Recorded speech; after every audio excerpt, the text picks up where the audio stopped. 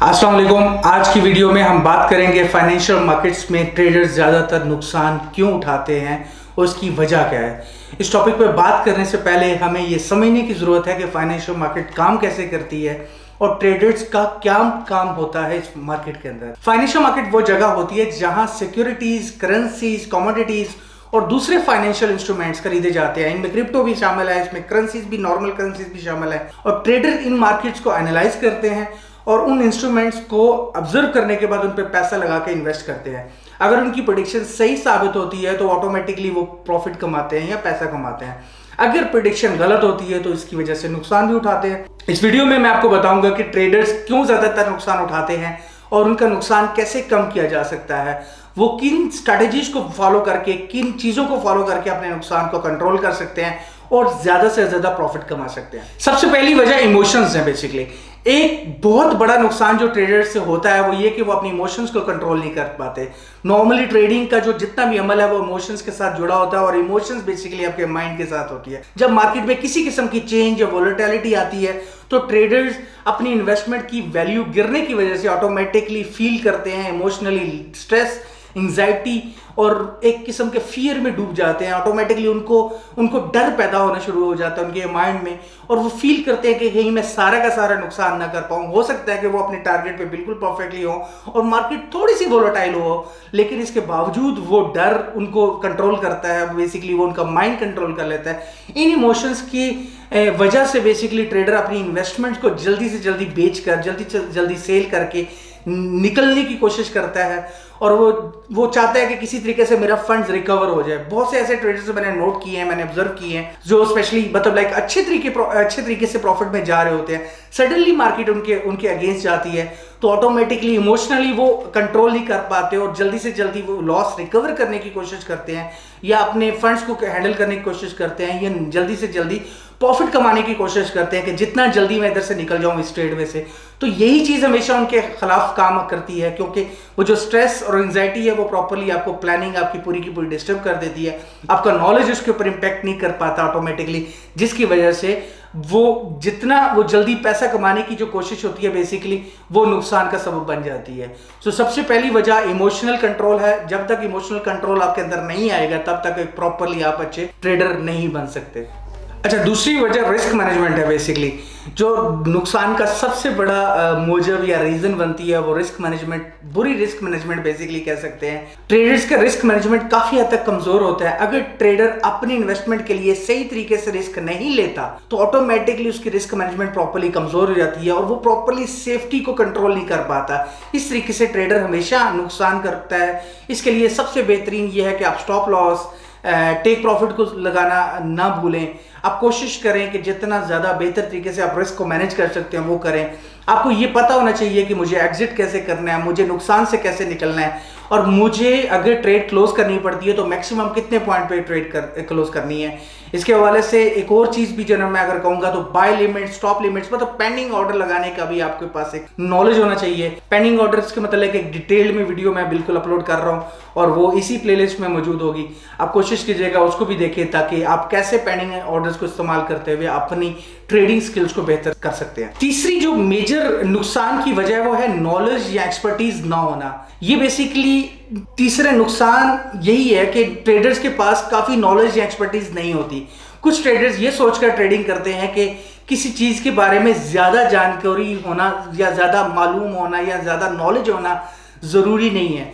Basically यही सबसे बड़ा प्रॉब्लम है। किसी भी प्रोडक्ट के मतलब जब किसी भी चीज के ऊपर आप इन्वेस्टमेंट करने जा रहे हैं, आप उसको प्रॉपर्ली प्रिडिक्ट करने से पहले आपको एनालाइज करना है, आपको अंडरस्टैंड करना है कि वो प्रोडक्ट कैसी है, किस तरीके से काम करती है। अगर आप स्टॉक में इन्वेस्टमेंट कर रहे हैं तो आपको उस कंपनी के मतलब थोड़ा सा बिहेवियर उसका पता चलना चाहिए, उसका हिस्ट्री पता होनी चाहिए, वो काम कैसे करती है, उसके ऊपर मतलब लाइक स्ट्रक्चर कैसे काम करता है, उसकी प्रॉफिटेबिलिटी की स्ट्रक्चर क्या है। इसी तरीके से अगर आप फॉर एग्जाम्पल किसी पेयर के ऊपर काम कर रहे हैं, किसी इंस्ट्रूमेंट के ऊपर काम कर रहे हैं या किसी फॉर एग्जांपल आप गोल्ड में इन्वेस्टमेंट कर रहे हैं तो गोल्ड की पिछली हिस्ट्री के मतलब मालूम होना चाहिए। गोल्ड काम कैसे करता है, वोलेटाइल कब होता है, किस तरीके से वोलेटिलिटी को वो इफेक्ट करता है, अपनी प्राइसिंग के साथ बेसिकली। और सबसे इंपॉर्टेंट, अगर फॉर एग्जांपल आप करेंसीज के ऊपर काम कर रहे हैं तो कोशिश करें कि करेंसीज को स्टडी करने की कोशिश करें।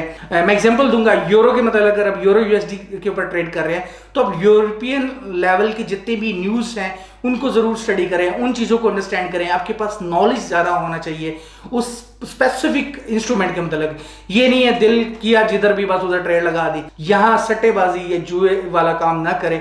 आप कोशिश करें कि अंडरस्टैंड करें पूरे सिस्टम को, उस इंस्ट्रूमेंट को कि जिसमें इन्वेस्टमेंट करने जा रहे हैं तो उसके मतलब पता होना चाहिए। यही ट्रेडर की सबसे बड़ी खामी है। नॉर्मली जो नए ट्रेडर्स की अगर मैं बात करूं तो वो बहुत ज़्यादा इसको अंडर एस्टिमेट करते हैं बेसिकली।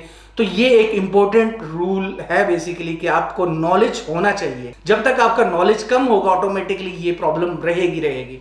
चौथी जो मेजर वजह है वो लैक ऑफ डिसिप्लिन है। ट्रेडर्स के लिए ये बहुत आसान है लेकिन उनको समझना बहुत मुश्किल है कि डिसिप्लिन कैसे क्रिएट किया जाए। मार्केट में पैसा कमाना आसान नहीं है लेकिन इसके लिए काफी मेहनत और डेडिकेशन लगती है। मार्केट में पैसा कमाया जा सकता है लेकिन जब तक आप डेडिकेशन और मेहनत नहीं करेंगे तब तक प्रॉपर्ली पैसा कमा नहीं सकते।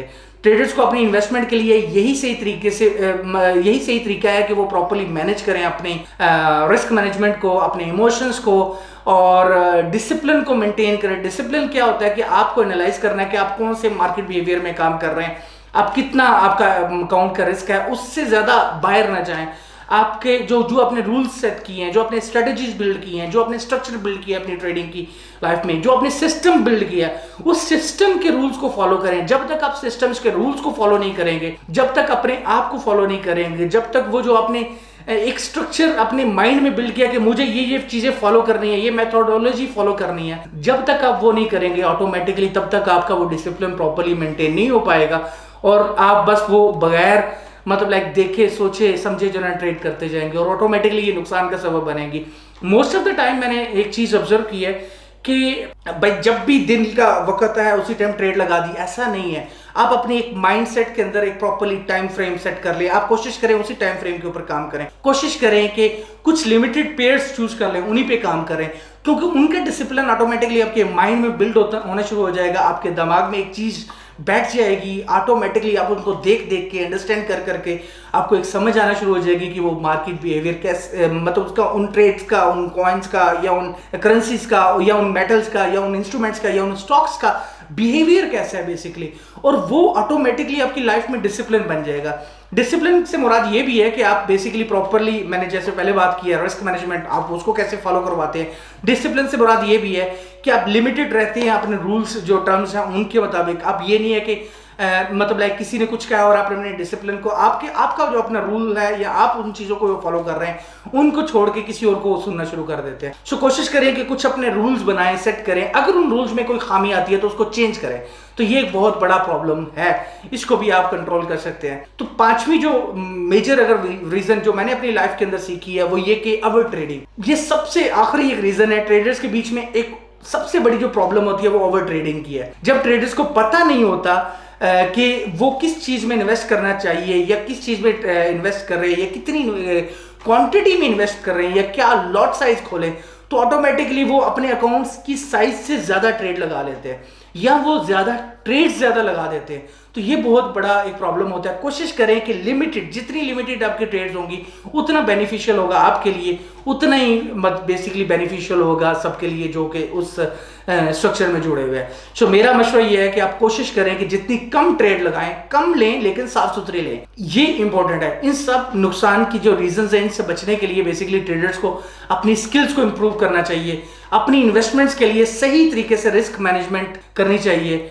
ट्रेडर्स को मार्केट ट्रेंड्स और न्यूज पर नजर रखनी चाहिए और इमोशन से बचकर ट्रेडिंग करना चाहिए। डिसिप्लिन मेंटेन करना चाहिए, बहुत जरूरी है डिसिप्लिन। मैं टू बी वेरी ऑनेस्ट, एक ट्रेडर के लिए सबसे इंपॉर्टेंट डिसिप्लिन होता है कि वो कैसे अपने सिस्टम के और अपने रूल्स को फॉलो करता है। और ट्रेडर्स को अपनी ट्रेड्स की क्वांटिटी को भी समझना चाहिए और उनको भी कंट्रोल करना चाहिए। ये सब तरीके ट्रेडर्स को अपने नुकसान से बचा सकते हैं और उनको प्रॉफिटेबल भी कर सकते हैं। बेसिकली उनकी प्रॉफिटेबल ट्रेडिंग के अंदर मदद कर सकते हैं। इसके अलावा ट्रेडर्स को रेगुलर ट्रेनिंग और एजुकेशन भी लेनी चाहिए ताकि वो मार्केट में अपडेटेड रह सकें, अपनी स्किल्स को इंप्रूव कर सकें। तो ये थी आज की वीडियो।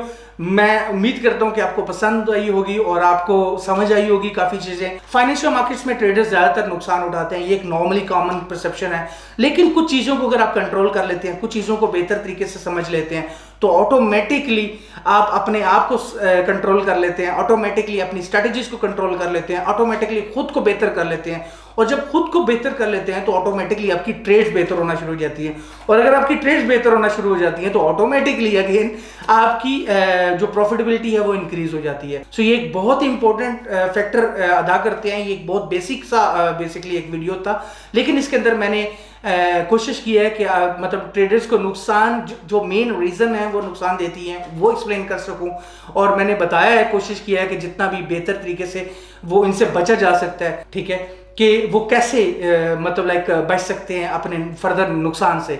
अगर आपको मेरी वीडियो पसंद आई है तो मेरे चैनल को सब्सक्राइब कीजिएगा, इस वीडियो को लाइक कीजिएगा। अगर किसी किस्म का भी आपके माइंड में कोई क्वेश्चन आ रहा है, किसी किस्म का कोई प्रॉब्लम आ रहा है, किसी किस्म का कोई सोच में प्रॉब्लम आ रहा है, कोई आपको क्वेश्चन आ रहा है कि भाई ये मुझे सॉल्व करना चाहिए, तो कोशिश करें कि आप इस वीडियो के कमेंट सेक्शन में क्वेश्चन वो लिखें। मेरी कोशिश ये होगी कि मैं उसको आंसर दूं, जितना जल्दी आंसर दे सकूं उतनी मेरी कोशिश होगी। अब थोड़ा सा मैं कोशिश कर रहा हूं रेगुलर बेसिस के ऊपर आपके साथ इन टच रहूं। सो होपफुली ये वीडियो पसंद आई होगी। मैंने कोशिश की है शॉर्ट तरीके से जितना बेहतर तरीके से एक्सप्लेन कर सकूं। अगर फिर भी कोई खामी है, कमी है, तो उसके लिए मुझे माफ कीजिएगा, ताकि मैं फर्दर वीडियोस में, और मुझे सजेस्ट कीजिएगा ताकि मैं अपनी फर्दर आने वाली वीडियोस में बेहतर से बेहतर चीजें जो है आपके लिए प्रोवाइड कर सकूं। मेरा जो 14 साल का तकरीबन एक्सपीरियंस है इस मार्केट का, वो अपने नॉलेज शेयर कर सकूं बेहतर से बेहतर। आई नो कि मैं कोई यूट्यूबर नहीं हूं, लेकिन आई एम ट्राइंग टू मतलब do something better for the community. मैं कोशिश कर रहा हूँ कि कुछ वैल्यूज दे सकूं। उम्मीद है कि आप मुझे इस काम को अप्रिशिएट करेंगे और इस वीडियो को शेयर करेंगे अपने दोस्तों के साथ, और उम्मीद है कि अगर कोई भी क्वेश्चन होगा आप जरूर कमेंट्स में जरूर मेंशन करेंगे। See you in the next video. Hopefully next video हम एक इससे भी ज़्यादा मज़ेदार और बेहतरीन टॉपिक पे बनाएं। Thank you.